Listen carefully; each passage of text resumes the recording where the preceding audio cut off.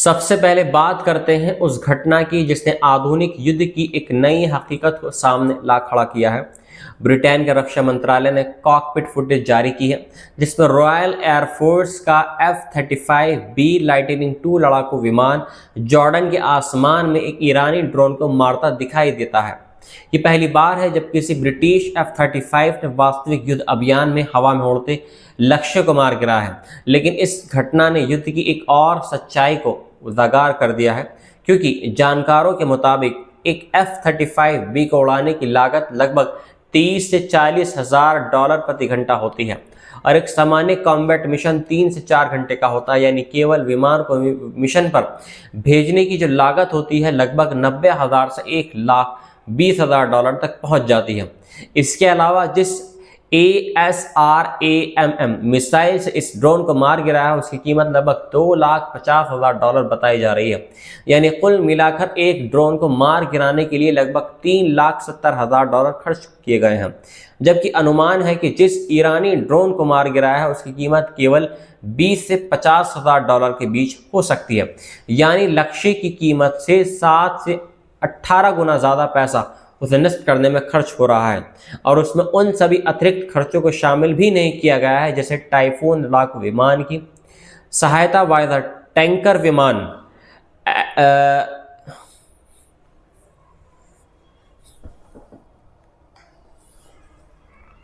AWACS निगरानी विमान और जमीन पर तैनात एंटी ड्रोन यूनिट। इसलिए जानकारों का कहना है कि यह आधुनिक युग की सबसे बड़ी चुनौती बनती जा रही है, जहां सस्ते ड्रोन महंगे हथियारों और सिस्टम को चुनौती दे रहे हैं। इसी बीच इस युद्ध को लेकर राजनीतिक विवाद भी तेज हो गया है। इजराइल के प्रधानमंत्री बेंजामिन नेतन्याहू के बेटे यायार नेतन्याहू को लेकर एक बड़ा विवाद खड़ा हो गया है। रिपोर्ट्स के मुताबिक 34 वर्षीय यायार नेतन्याहू 2023 अब तक हुए हर बड़े युद्ध से दूर रहे हैं, चाहे वे गजा हो, लेबनान, सीरिया या यमन, और अब ईरान के साथ चल रहे टकराव के दौरान भी वे अमेरिका के फ्लोरिडा के मियामी में एक लग्जरी अपार्टमेंट में रह रहे हैं। बताया जा रहा है कि ये हॉलिडे बीच में अपने दोस्तों के साथ आरामदायक जीवन भी जी रहे हैं और उनके लिए इजरायली सुरक्षा एजेंसी शिन बेट की सुरक्षा भी मौजूद है, जो अमेरिकी टैक्सपेयर के पैसे से चलने वाले सुरक्षा सहयोग का हिस्सा मानी जाती है। इस मुद्दे पर अमेरिका के पूर्व White House insider Howard staffer ने कहा कि यह बेहद जोखिम भरा है, क्योंकि इतनी हाई प्रोफाइल शख्सियत का अमेरिका में रहना उसे अपहरण या हमले का संभावित लक्ष्य बना सकता है। उन्होंने ये भी कहा कि अगर देश युद्ध में है तो उसे अपने देश में रहकर अपनी जिम्मेदारी निभानी चाहिए। इसी दौरान एक और राजनीतिक घटनाक्रम सामने आया है। अमेरिकी सीनेटर लिंडसे ग्राहम ने राष्ट्रपति डोनाल्ड ट्रंप से अपील की है कि अमेरिका को इजराइल के साथ मिलकर लेबनान में भी सैन्य अभियान शुरू करना चाहिए और हिजबुल्लाह के खिलाफ संयुक्त कार्रवाई करनी चाहिए। इस बयान ने यह संकेत दे दिया है कि युद्ध का दायरा और भी बढ़ सकता है। वहीं अमेरिकी सीनेटर रिचर्ड ब्लूमेंथल ने एक गुप्त ब्रीफिंग के बाद कहा कि उन्हें अब भी यह स्पष्ट नहीं है कि इस युद्ध में अमेरिका का वास्तविक लक्ष्य क्या है। क्या अमेरिका ईरान के परमाणु कार्यक्रम को खत्म करना चाहता है या उसके मिसाइल सिस्टम को, या फिर शासन परिवर्तन करने की कोशिश कर रहा है। उन्होंने चेतावनी दी है कि अगर रणनीति स्पष्ट नहीं हुई तो अमेरिकी सैनिकों की जान खतरे में पड़ सकती है। इसी बीच ईरान ने अमेरिका और इजराइल पर एक गंभीर आरोप लगाया है। ईरान के विदेश मंत्रालय के प्रवक्ता इस्माइल बागई ने कहा कि ज़ायनिस्ट शासन इस युद्ध को और फैलाने के लिए क्षेत्रीय देशों में तोड़फोड़ और फॉल्स फ्लैग ऑपरेशन कर सकता है, ताकि उसे ईरान पर दोष डालकर पूरे क्षेत्र को युद्ध में झोंकने का बहाना मिल सके। ईरान ने खासतौर पर ओमान में हुए रहस्यमय ड्रोन हमलों से अपना कोई संबंध होने से इनकार किया है और कहा है कि कुछ ताकतें इस युद्ध को पूरे क्षेत्रीय संघर्ष में बदलना चाहती हैं। इसी के साथ ईरान ने भी ये कहा है कि सऊदी अरब की विशाल रस तनूरा तेल रिफाइनरी में लगी आग में उसका कोई हाथ नहीं है। इससे पहले अमेरिकी पत्रकार टकर कार्लसन ने दावा किया था कि कतर और सऊदी अरब में कुछ मोसाद एजेंटों को गिरफ्तार किया गया था, जो कथित तौर पर बम धमाकों की योजना बना रहे थे। हालांकि इन दावों की स्वतंत्र पुष्टि नहीं हो पाई है, लेकिन इससे क्षेत्रीय तनाव और ज़्यादा बढ़ गया है। इसी दौरान अमेरिका की राजनीति में भी एक और दिलचस्प घटना सामने आई है, जब सीनेट के नेता चक शूमर से जुड़ा एक बयान चर्चा में आ गया है, जिसमें उन्होंने अनजाने में कह दिया कि कोई भी परमाणु हथियारों वाला इजराइल नहीं चाहता। ये बयान इसलिए विवादित होगा क्योंकि इजराइल परमाणु अप्रसार संधि यानी एनपीटी का सदस्य भी नहीं है और उसके परमाणु हथियारों को लेकर पश्चिमी देशों की चुप्पी अक्सर आलोचना का विषय बनती रही है। इसी बीच सैटेलाइट तस्वीरों ने एक और बड़ी घटना की पुष्टि की है। रिपोर्ट्स के मुताबिक ईरान ने कतर में स्थित अमेरिकी AN/FPS 132 ballistic missile tracking radar system को निशाना बनाया है। ये दुनिया के सबसे उन्नत मिसाइल ट्रैकिंग सिस्टम में से एक माना जाता है और अगर ये वास्तव में क्षतिग्रस्त हुआ है तो ये खाड़ी क्षेत्र में अमेरिका की मिसाइल निगरानी क्षमता को गंभीर झटका हो सकता है। इसके अलावा एक रिपोर्ट और सामने आई है जिसमें कहा यह गया है कि रियाद स्थित अमेरिकी दूतावास परिसर पर हुए ड्रोन हमले में कथित तौर पर CIA का एक गुप्त केंद्र निशाना बना था। वॉशिंगटन पोस्ट की रिपोर्ट के अनुसार यह हमला सीधे अमेरिकी खुफिया नेटवर्क को संदेश देने की कोशिश हो सकता है। इसी बीच अमेरिका के राष्ट्रपति डोनाल्ड ट्रंप ने कांग्रेस से अतिरिक्त $50 अरब के बजट की मांग की है ताकि हालिया युद्धों में इस्तेमाल हुए हथियारों की भरपाई की जा सके। पेंटागन रक्षा कंपनियों जैसे लॉकहीड मार्टिन और रैथियान के साथ बैठक उत्पादन बढ़ाने की योजना बना रहा है।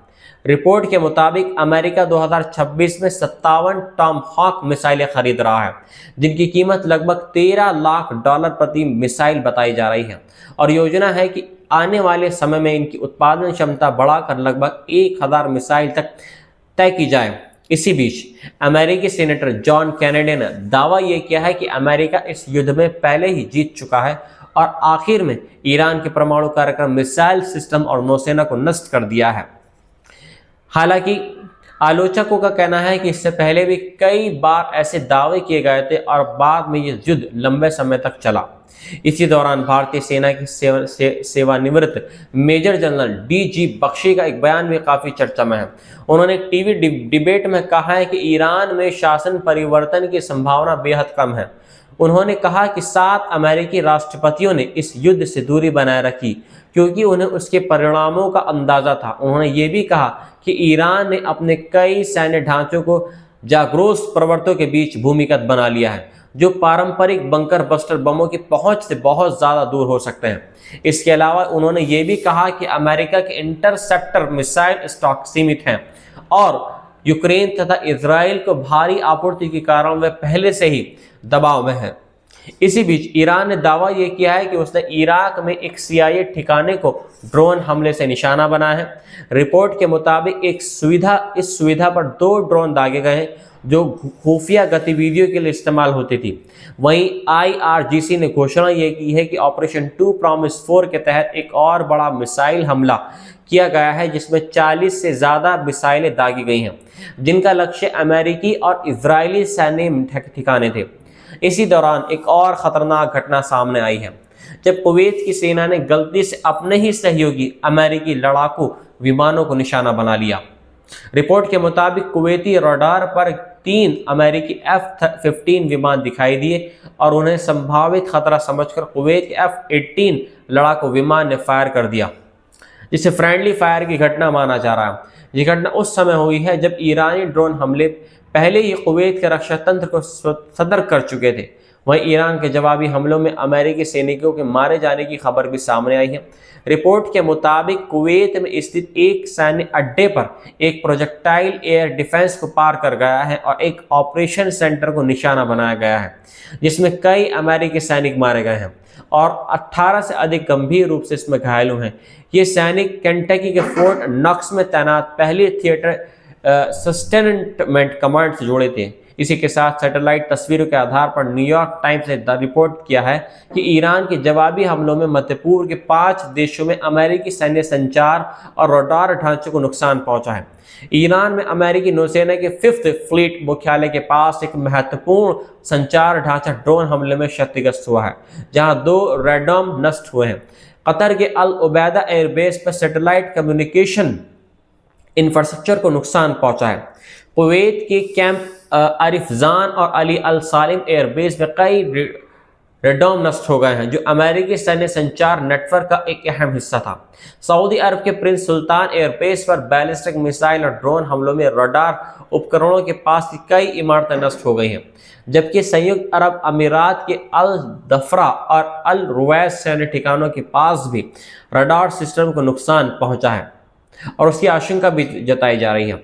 इन सभी घटनाओं से ये साफ होता है कि ये संघर्ष अब केवल सीमित सैन्य कार्रवाई नहीं रहा है, बल्कि पूरे क्षेत्र में फैले सैन्य ढांचे और रणनीतिक नेटवर्क को प्रभावित कर रहा है।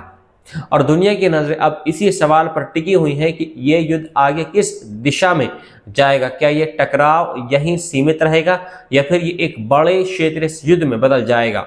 क्योंकि फिलहाल जो हालात दिखाई दे रहे हैं ये संकेत दे रहे हैं कि ये संकट अभी और गहराने वाला है।